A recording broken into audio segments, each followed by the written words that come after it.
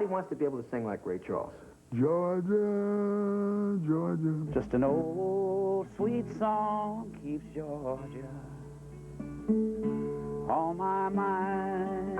I said, Georgia, Georgia, now, baby. Yeah, Georgia. Said, no, peace I find. He has a distinctive thing in his voice. And it's like he's got an old set of tubes in there somewhere. You know, one of those tubes like on the fritz, just about to crap out.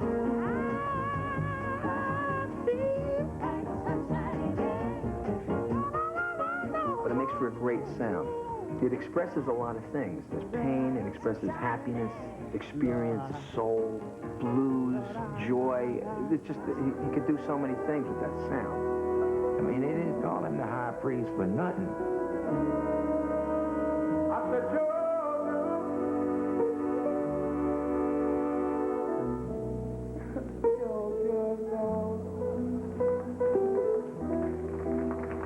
And a song of you come back sweet and clear. It's moonlight through the night. He didn't write it. Others have recorded it. But Georgia belongs to Ray Charles. I'm calling my Georgia. The mournful expressiveness of his voice opens a window into the human heart. It is the sound of soul, a cosmic howl that cuts through emotional calluses like a hot knife through butter. Keep Georgia on my mind.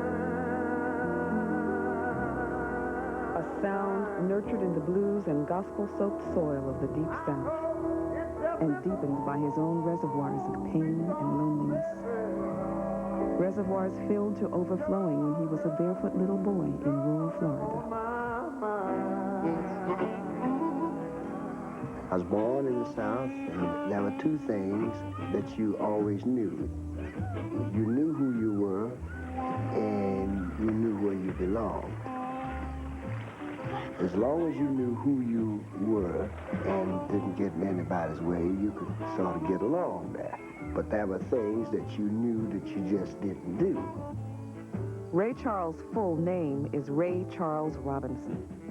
He was born in 1930 in Albany, Georgia, but he grew up during the Depression in the small northern Florida town called Greensville. His dad, Bailey, drove steel spikes along the 70-mile stretch of railroad from Perry, Florida to Adel, Georgia. He was seldom around. Ray's mother, Aretha, took in laundry to make ends meet. At a time when everybody was scuffling to make it, Retha and Ray couldn't afford the R and poor. They were po. But if music was gold, Ray would have been rich because it was all around him.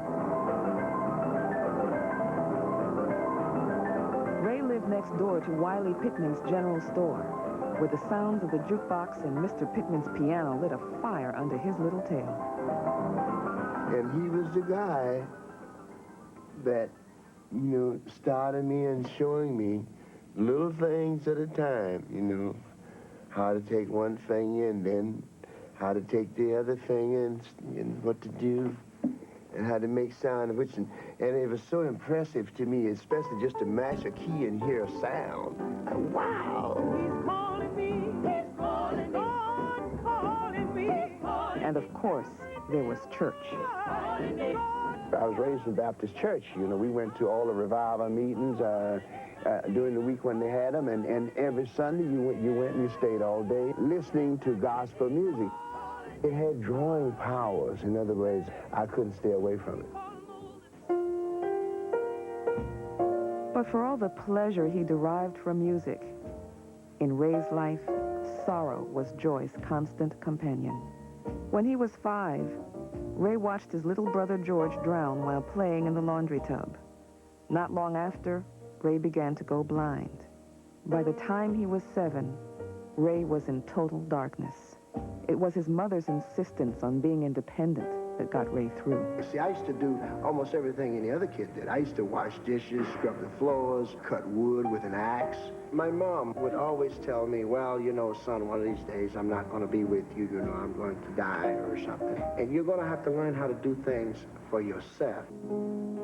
For Ray, the hardest part of going blind was having to leave his mother to go 150 miles away to St. Augustine's School for the Deaf and Blind. In his young heart, that was disaster. That first year was a lonely one. Retha couldn't afford the train fare home, so Ray spent Christmas alone at school. He took refuge in music. The musical menu at St. Augustine's was heavy on Bach, Mozart, and the sedate little ditties that Ray played for the local ladies' socials. But whenever the teachers were out of earshot, Ray played the music he heard on the jukebox back home. When I say I'm yours forever, every word I say is true. Won't you buzz me, baby? I'll be waiting for your call. If you forgot the number, come on over. You won't have to call at all. This was the music that fired Ray's soul. Music that made you want to shake a tail feather. It expressed the emotional hunger, down-home humor, and day-to-day realities of ordinary folks. Please come on the phone sometime.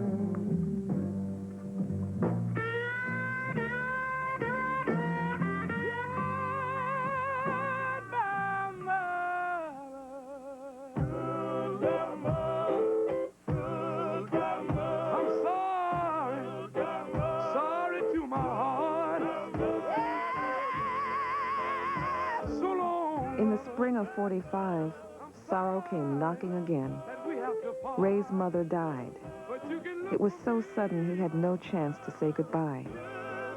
Losing his mother was the greatest tragedy of his life, far worse than going blind. He was 14. Within a year, Ray's father would be dead too.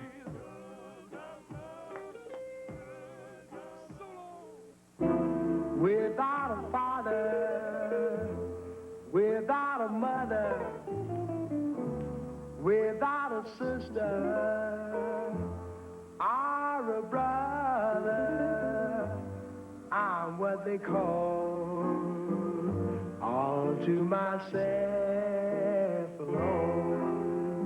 You've lost everything now. You're completely lost as a child in a wilderness, and it's thunder and lightning, and you don't know what to do with yourself. And the blues is the blues, baby. He lived a hard life. Old cars that break down on the road, backdoor meals at white eateries, payless gigs, bad pianos, and the relentless competition of other musicians. When the popular bandleader Lucky Millinder came to town, Ray auditioned for him. Ray was hot stuff among the local musicians, but Millinder told him he wasn't good enough for the big time. Ray was crushed. After 2 years scrambling round Florida, Ray headed for Seattle, where the burgeoning black music scene looked promising. It was as far away from Florida as he could get.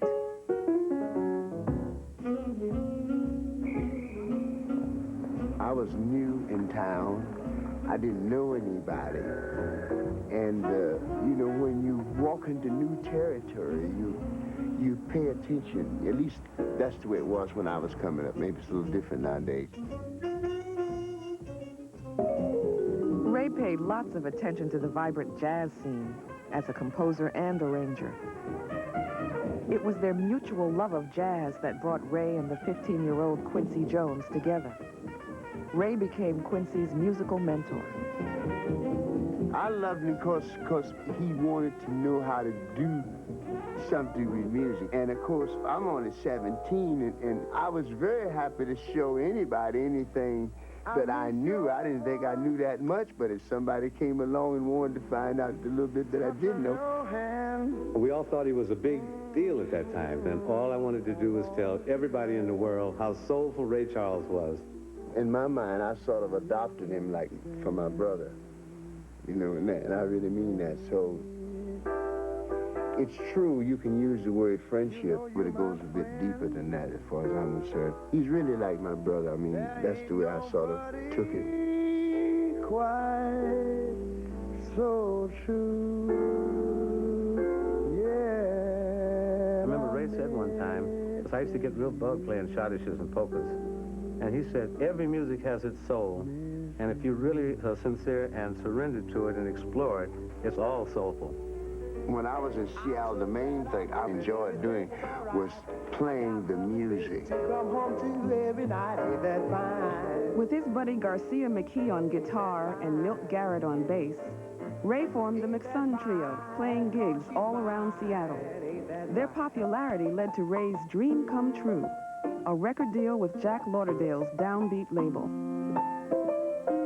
Ray was finally making a name for himself, but he did it sounding like somebody else.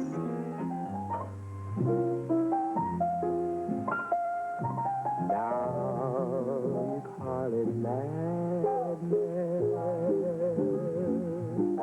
He had role models, and he sounded like his peers.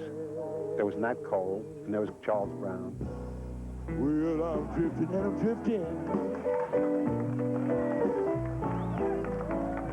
Like a ship out on the sea. I keep drifting and drifting now. And depending on what context Ray was working in, he sounded amazingly like each one of these. She gives you a call. Don't hesitate.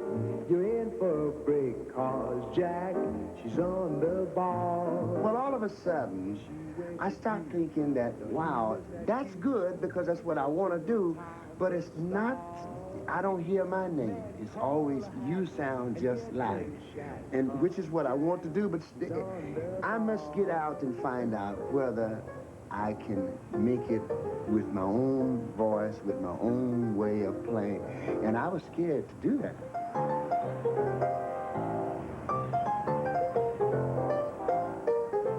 I heard Baby Let Me Hold Your Hand by Ray Charles on the Swing Time label.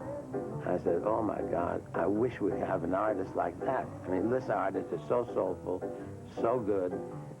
I think he's better than Charles Brown. Baby, let me hold your hand. So we bought his contract for $3,000.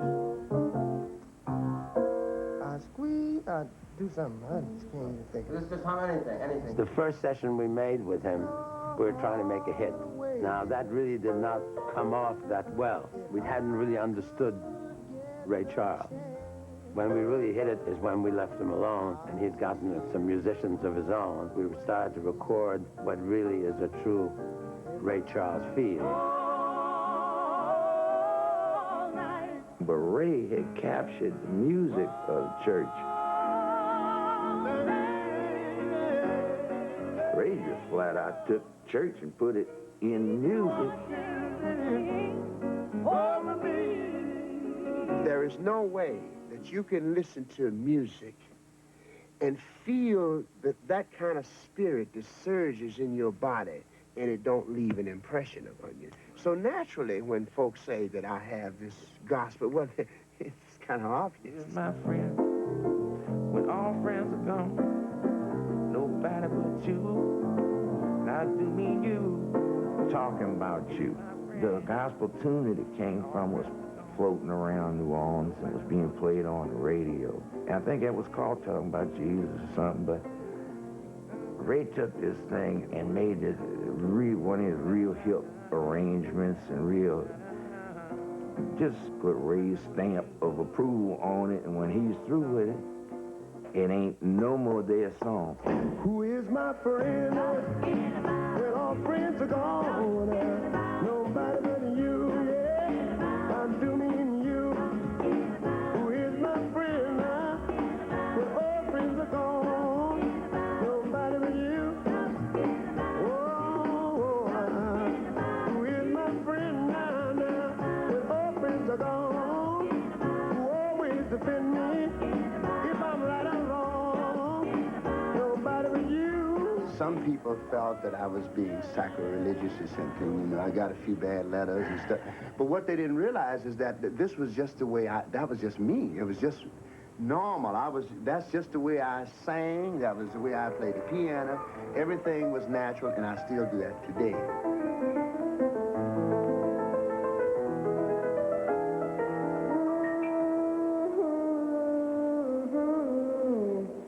You know, sometimes Ray was talking about a load of suffering, a load of release, and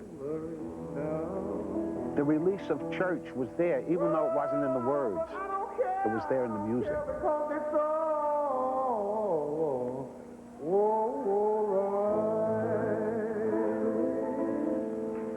I say it's all right.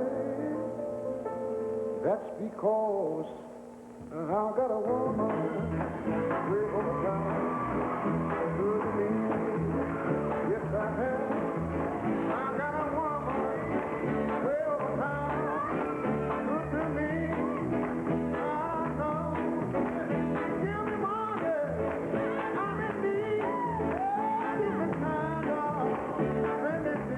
The criticism, of course, has now turned to praise, because he developed a whole genre of rhythm and blues music based on gospel changes. This marriage of the sacred with the secular was called soul music, and Ray Charles was the high priest of soul. I Got a Woman was the catalyst, his first big hit in 1954. Ray's popularity spread like a firestorm through America's black community, from the urban theaters in the north to the Chitlin circuit down south. Hey, y'all, tell everybody, Ray Charles in town.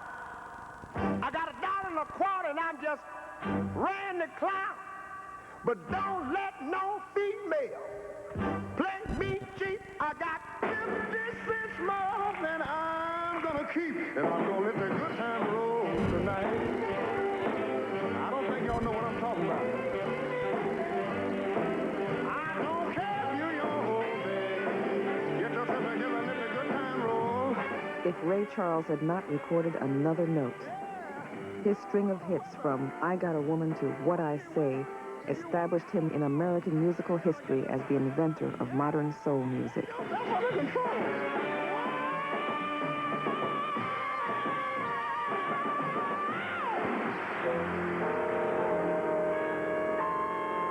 This is Jazz UFO.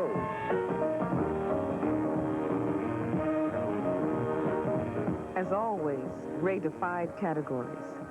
His was the only R&B band to play straight-ahead jazz, and they played it with Ray's special brand of soul, adding raw emotion to the intellectual coolness of the post-bop generation. At the heart of his sound were the musicians like David Fathead Newman, Hank Crawford, Leroy Cooper, Marcus Belgrave, and others.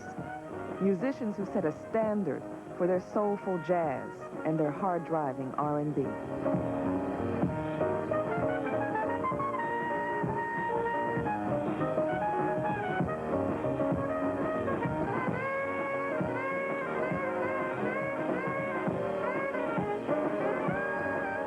I think I learned by being a saxophone player, listening to him sing and how to express music, you know, with feeling, other than just playing, but how to really get your point over. Well, a lot of people weren't aware of the fact of the quality of musicians that Ray had in his band, and it wasn't the norm. They expected just a normal, a natural R&B group, and that wasn't the case.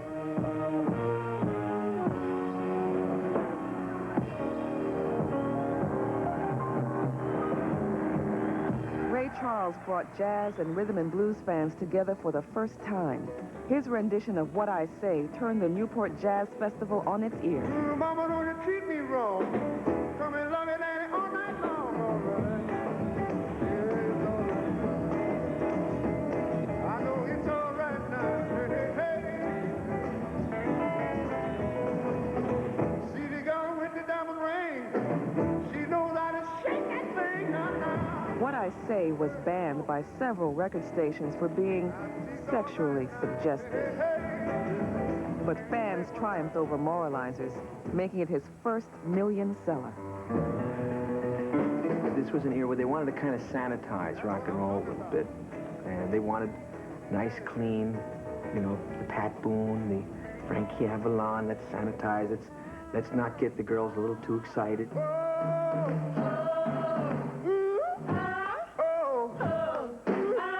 Ray's voice coming out on the radio, baby, what I say, was this kind of wild voice that you hadn't heard in a long time.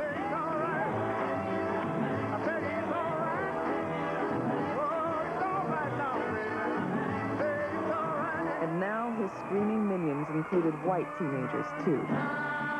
He sure had an inkling that something was going to happen, some kind of revolutionary explosion of music, which is what it was, because it affected, you know, a whole generation of players out there. So many musicians cut their eye teeth on, what did I say?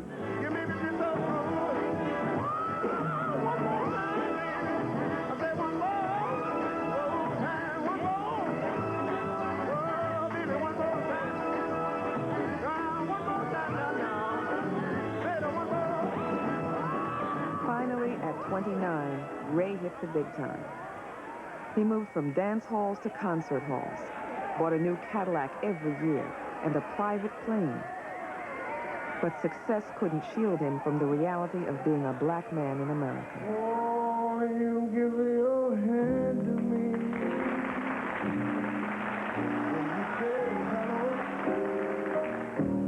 And I can hardly speak.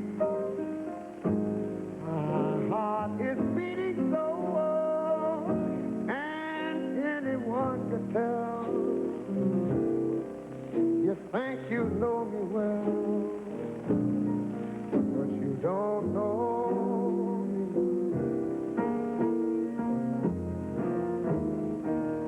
Girl, you give your hand to me. The lyrics, when you look at them, are about this guy who's friends with this lady, but he's in love with her, and she doesn't know that. I watch you walk away. I did. Beside the lucky darling. When this record came out, it was at a particular time in American history. The civil rights movement was really exploding all over the country. And the lyrics in that song represented a whole other level. 'Cause you don't know me.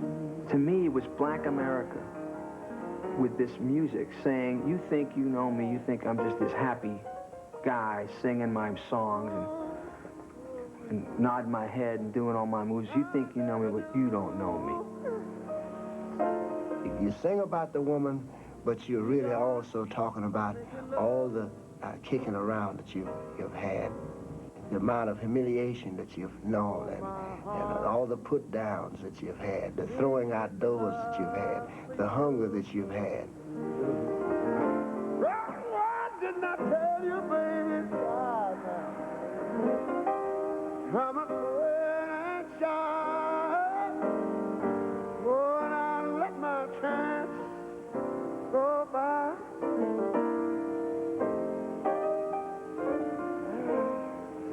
A chance that you might love me too. Girl, say you give your hand to me.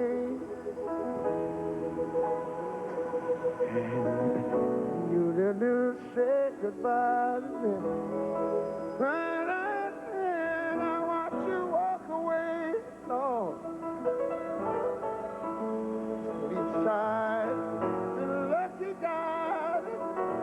Oh, I know you'll never know. I'm the one who loves you so. Hear me now.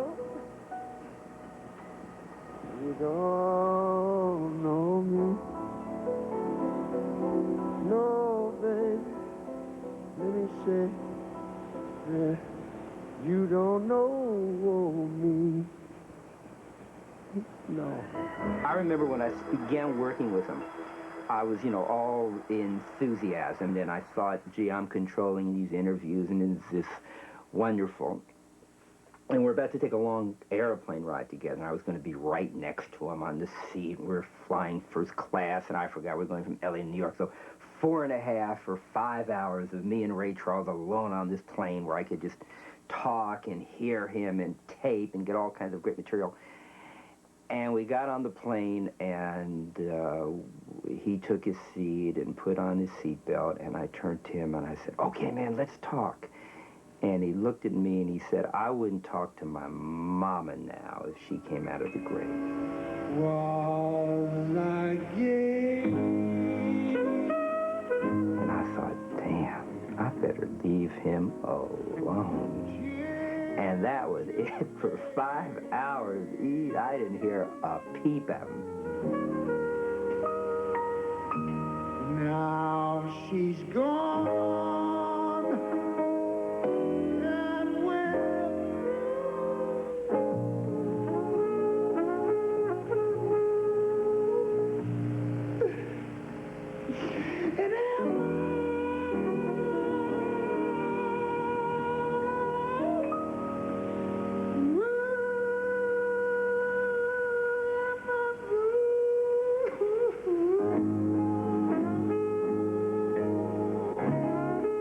His moods are dark. You don't want to be in the same room with him. He ain't in a good mood. He don't want to talk to you. He wants to be left alone, but you're there because you have a job to do, and you try to get out of his way. It's uncomfortable. Do you think you're a difficult man to work for? Because you're very perfectionist. You mentioned this yourself. Well, I don't think I'm a difficult. There may be some people who would say that. Some of the guys that's been in the band for years, some very learned musicians, whenever Ray's in the room, they kind of tense up, you know, and start making mistakes. And the first mistake they make, that's an E flat, not an E natural, you know. So you can't make mistakes around Ray Charles. He's a very quiet man, basically. But when it comes to music, it's like a general. Time. Have you ever dug Ray Charles play a song? I call it a death tempo. It's so slow, like he used to sing "Drowning My Own Tears," like It brings the tears, and now that is slow, my man. Up to my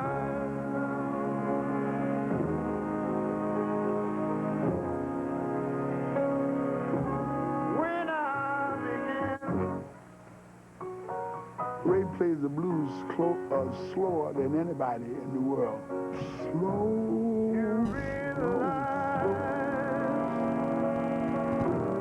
He says, one. And then I walked over by where George Duvivier was standing with the bass, about a mile away or something like that. Way over there. And when I got over there, I heard him say 2, but that was the slowest count.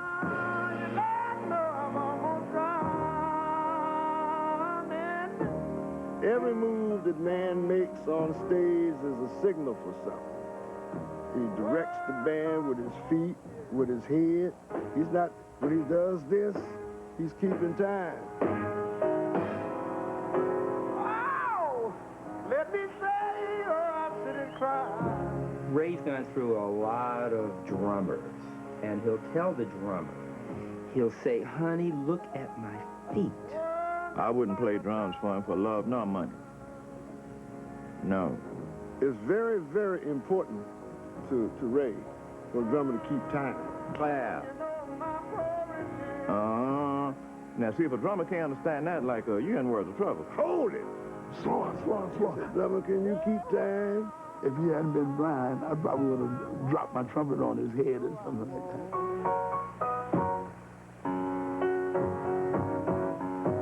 And I don't wanna be alone. He wanted to have some background singers, and we didn't have any other background singers. We were actually the first Raelettes. But the next thing I know, I looked up and we had 4 girl singers there. He ran across, it was a group called the Cookies. Well, he used them as almost like horns, almost, you know, and like gospel singers, like a choir. He would answer him, you know, they had the tight harmony, and it was like, they were like very mournful and soulful behind him. They would never overbalance him, but it was very tight and right up under him, answering him. Sometimes when I hear you sing this song, it makes me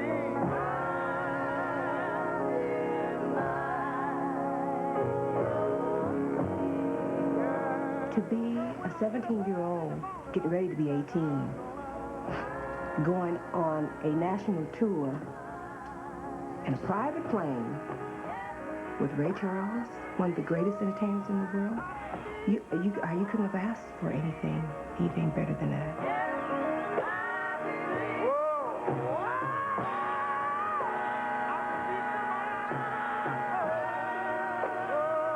Your gowns and your clothes had to be perfect. Your makeup had to be cool. I mean, you had to be cutie pie. You had to be gorgeous, and you had to smell good. I mean, it was a privilege to be a Raylette. Oh, you had to be a little diva, honey. Just for you. I'm gonna give. That's what you He was rough on me. I would be singing the song the way I wanted to sing it, the harmony of we do nothing. That's not the way you say it. That's wrong. That's wrong. I said, ooh. Tell the world about you.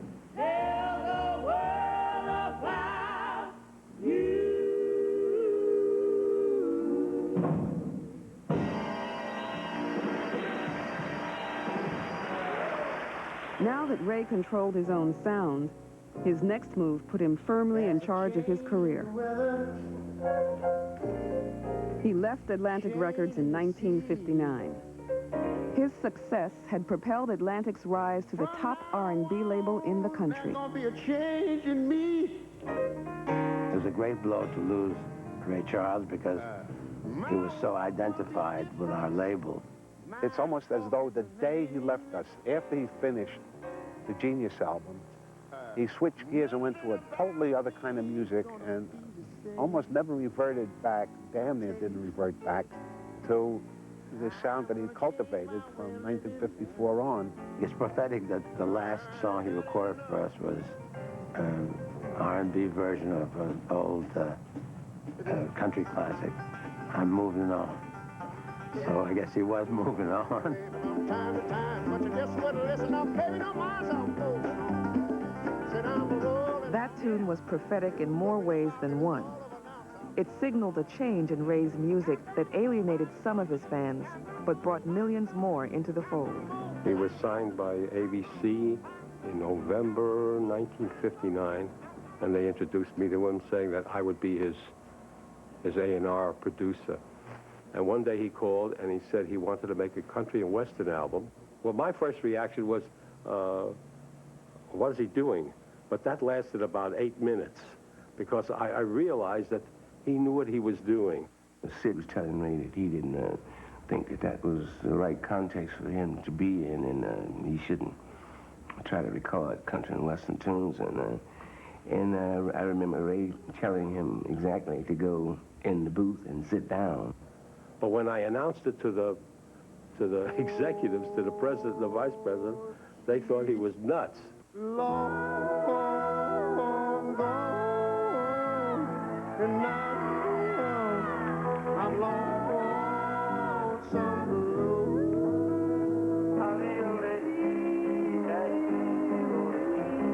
I only know I can't forget. Every Saturday night, that was when I was a kid, that was the one night my mom would let me stay up late to listen to the Grand Ole Opry, and I liked that. It might seem strange to some people for me to like it, but I truly have to tell you, I do love it. Hey, good looking.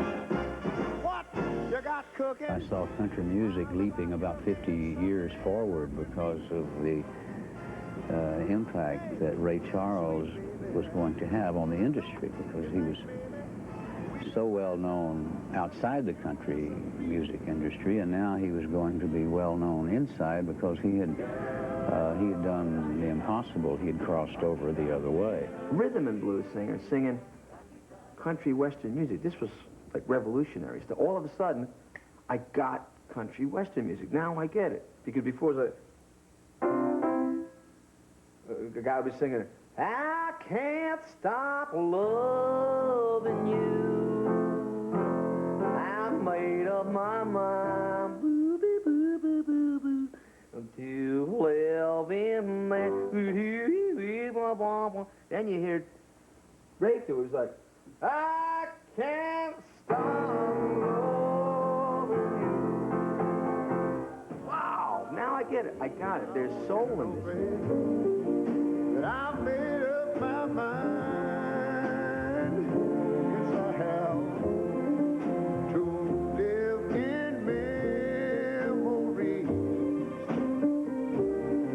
all alone sometimes. Sing this song, Shirley. Sing it.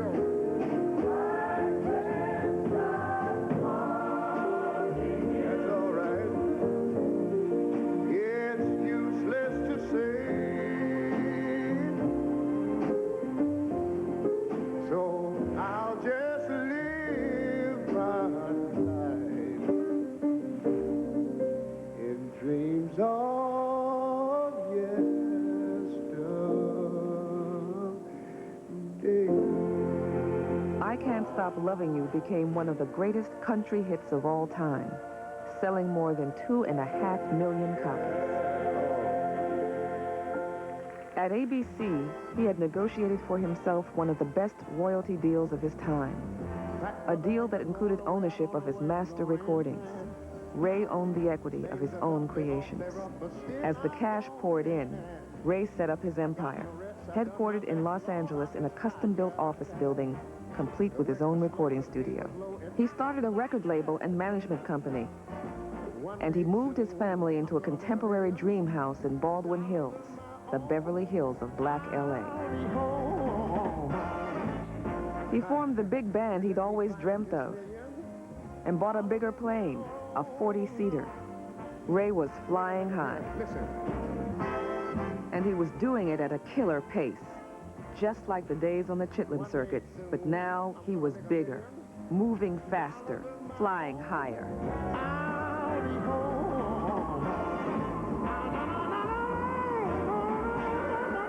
He required more and more fuel to keep going. You know I work so hard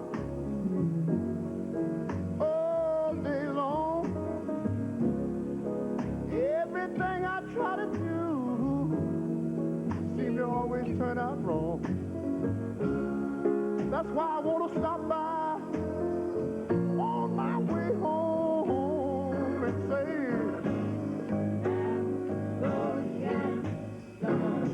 Ray was busted 3 times for drug possession.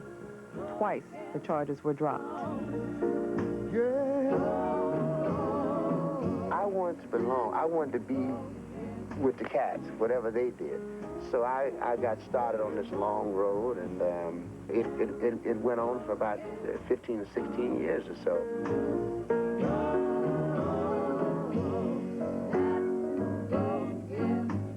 Man, I tell you, it was serious. He was, you know, my father was on heroin. He was, man, he was a wild man. I mean, he was jumping about this high off the ground. I don't know how I survived. I really don't. I think I was among maybe a few extremely lucky people who might have just barely squeezed through by the skin of one's teeth. Don't let the sun catch you crying.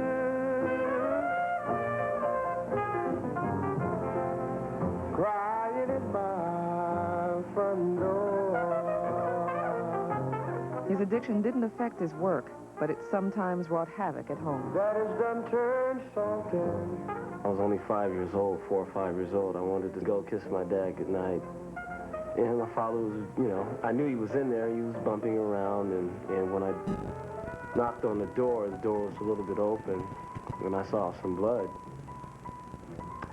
And I opened the door, and there was blood everywhere, and my father was, you know, I don't know if he realized what he had done to himself.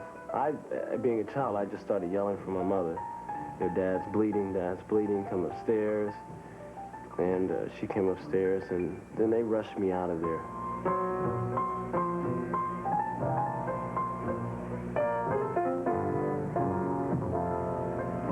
Don't let the sun catch your eye. He was dying. He was bleeding to death. You know, he was bleeding to death, and he was probably so high that he didn't even, my father didn't even know he had cut himself. You done your daddy dirty. I tell you, he just don't want you no more.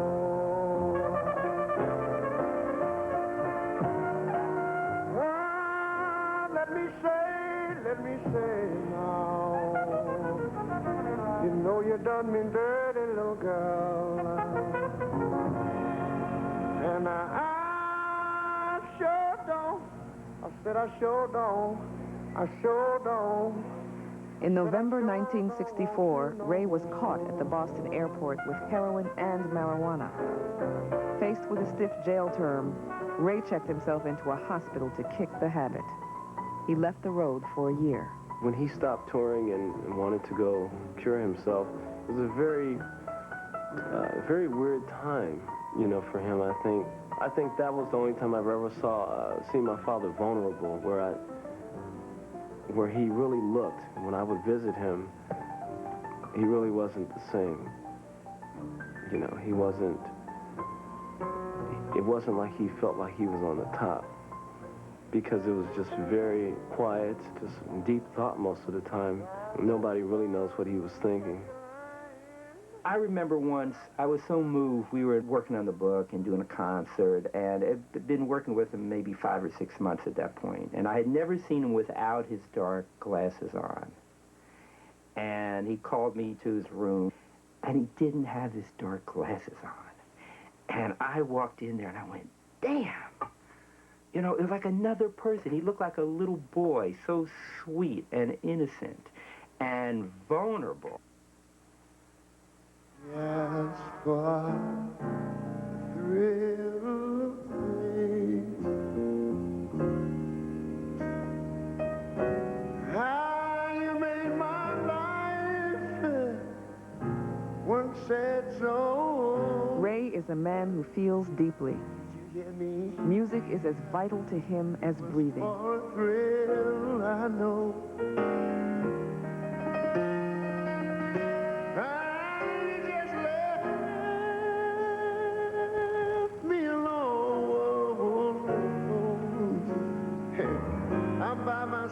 Now,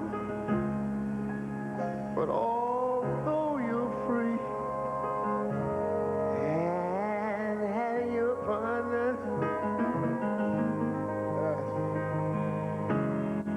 to me,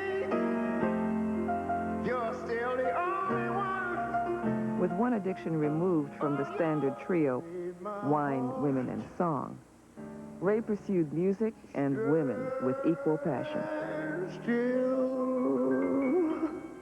Even now, as he nears the age when most people are thinking of retiring, Ray's on the road 10 months out of the year. He's in constant motion. It's Monday morning. It's 6 a.m. It's time for me to go to work again. But all I want to do, baby, is lay around and love on you. Wait a minute. Oh, babe. I want you to love me too. I do. Wait a minute. Between 1950 and 1976, Ray fathered 9 children with 7 different women. His wife Della bore him 3 sons, and he had a son with Margie Hendricks, a longtime sweetheart who was one of the first Raylettes. That's why I love him, and I'll never let him. Ray was slapped with several paternity suits, some by former Raylettes. The joke went round that in order to be a Raylette, you had to let Ray. Eventually, Della got fed up. They divorced in 1977 after 23 years of marriage. That's right, hit the road, Jack. And don't you come back no more, no more, no more, no more. Hit the road, Jack. And don't you come back no more. Hit the road, Jack. And don't you come back no more, no more, no more, no more. Hit the road, Jack. And don't you come back no more. Say what? Don't you come back no more. Something wrong here. Don't you come back no more. Maybe I don't speak the English too well. or something. What you mean by Don't you come back no more. after all our sacrifice, Don't you come back no more. after all you put me through, Don't you come back no more. you gonna tell me Don't you come back no more. something wrong here?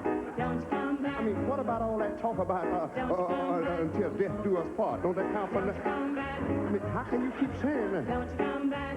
Wait a minute, you making me mad here now. Don't you come back. See, I don't think you know who you're talking to. Don't you come back. I don't have to take that kind of talk from nobody. Don't you come back.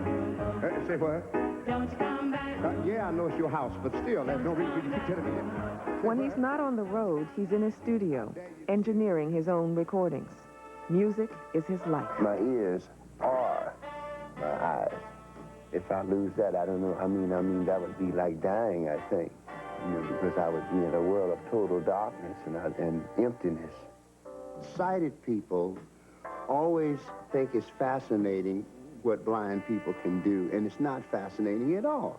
It's a very, you know, it's people come in my studio and they look at my console and they see all these LED lights, you know, they're just flashing, and they wonder, how does he see all those lights? How does he know what they're doing?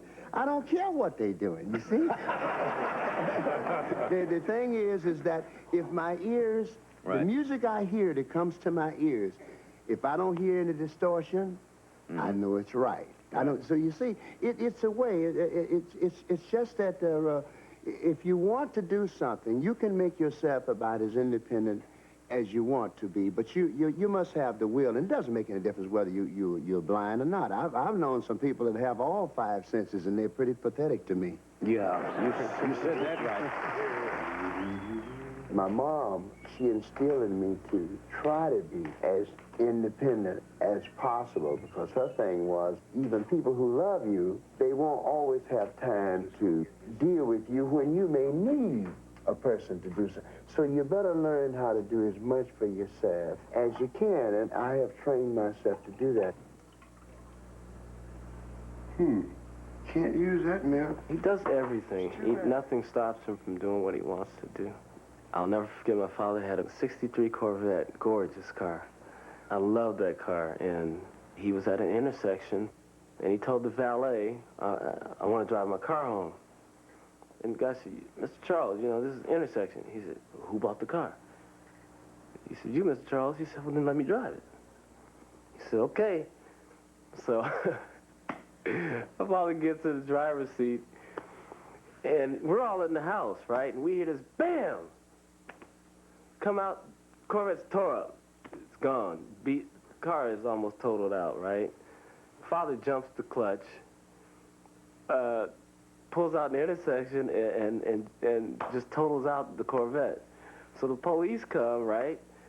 And they're talking to the valet. They're about to arrest him because he's saying, well, who's driving the car? Mr. Charles. And they're only saying, now look, you know, we're going to arrest you if you don't stop lying on this poor blind man. You can't, why would you do that to that poor man? He said, man, look, I'm telling you, Mr. Charles is driving the car. And they're about to handcuff him, and my father finally told him, I was driving the car. He's never scared of anything. Ray's a man of many facets. I play chess. That's the game I love. You can come wake me up at night for that. You can't beat me. He doesn't like to lose. You can tell by the anguish on his face that he didn't enjoy that at all. And, of course, neither do I. Last night, after we got through rehearsing, we went over to his room, to Ray's room, and we played chess. Well, he won. But the next time we're going to turn the lights on.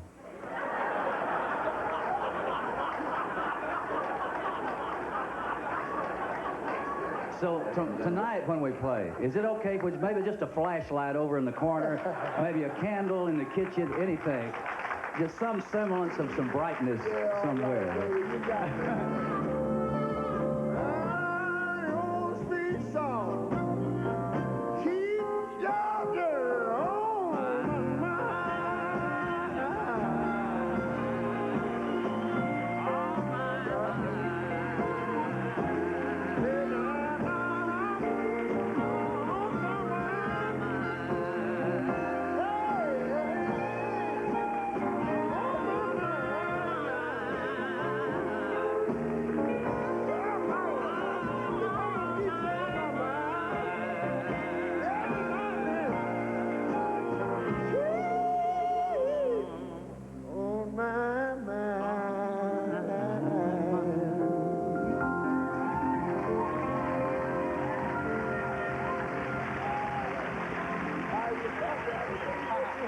I always maintain that if he had not been a great singer, musician, he would have been a stand-up comic because he's got that kind of humor in him. I said, how long were they married? He said, 3 years. I said, well, wait a minute, what happened? He said, 50 million. You figure 3 years, you divide 3 into 50 million. 3 years now. Now, anyway, that's 17 million a year. Now, you break that down, break that down. Now, I want to know, I don't think it's a man in this room can get $17 million a year. And I'm good, and I can't do it. I want to know, baby, just how you feel, girl. Said I want to know if what you feel is real, girl. Though he hasn't produced a top 10 hit since Crying Time in 1966, Ray continues to get high visibility and to make money hand over fist in his collaborations with Quincy Jones and in commercials requiring his special brand of humor. There's not a soul in the United States who hasn't seen or heard. You got the right one, baby. There's a choice we making. We're saving all lives. If you want to touch people's emotions, call Ray. His voice has become an American icon, spanning generations and musical styles. Ray Charles has become a national treasure.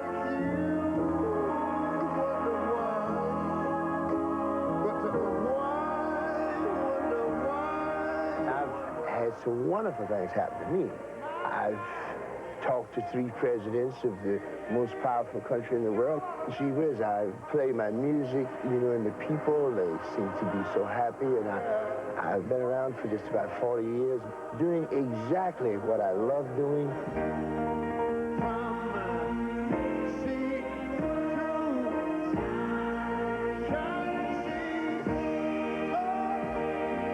The journey that began in rural Georgia has taken Ray Charles farther than he ever imagined. And there's no end in sight. I got to tell y'all the truth. This morning when I woke up, the first thing I said, Lord, can you do this? Keep me singing. Lord, keep me. Keep a little breath in my body. Oh, it's the only thing I can do. Lord, keep me singing. I want to be singing. What I want to know if I tell you, hit a Jordan, yeah. Oh, Georgia. And it's all of you.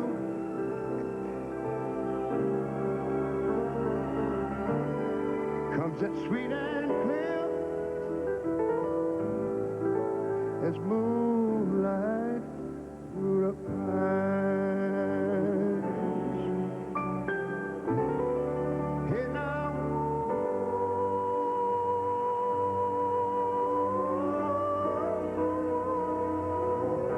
oh, my Georgia, my Georgia.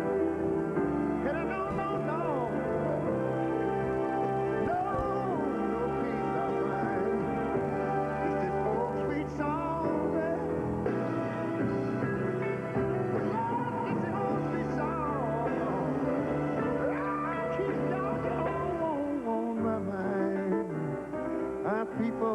the little girl's on my mind.